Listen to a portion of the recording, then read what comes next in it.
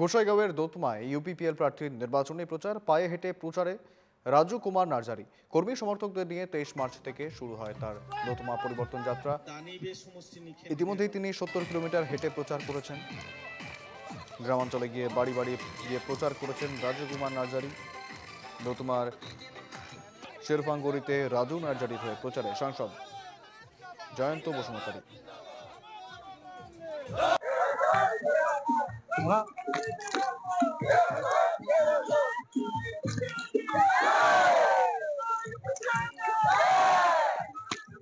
এজন শিক্ষিত যুৱক আৰু যুৱক হৈয়ে তেখেতে সমাজৰ উন্নতিৰ কাৰণে সমাজত চলি থকা বিভিন্ন সমস্যাক তেখেতে বলিষ্ঠভাৱে যোৱা কিছু বছৰ ধৰি তেখেতে কাম কৰিছে। সেইকাৰণে এইবাৰ উপযুক্ত ব্যক্তি এজনক আজি ইউপিপিএল দলে আমি ইয়াত প্ৰাৰ্থী হিচাপে আমি প্ৰক্ষেপ কৰিছো।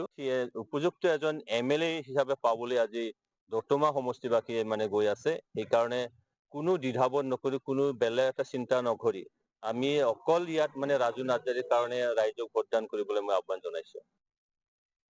দতমা পৰিৱৰ্তন যাত্ৰা বুলি শীৰ্ষক এই পদযাত্ৰা আমি আৰম্ভ কৰিছো।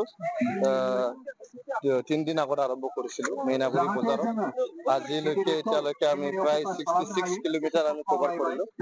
আমাৰ টাৰ্গেটটো আছিলে 100 কিলোমিটাৰ। দতমা যে MLA সমষ্টি আছে ইয়াৰ 100 কিলোমিটাৰ আমি খোজকাঢ়ি গাঁৱে গাঁৱে যাই থাকিম আৰু মানুহক আমি সেৱা কৰি যাম।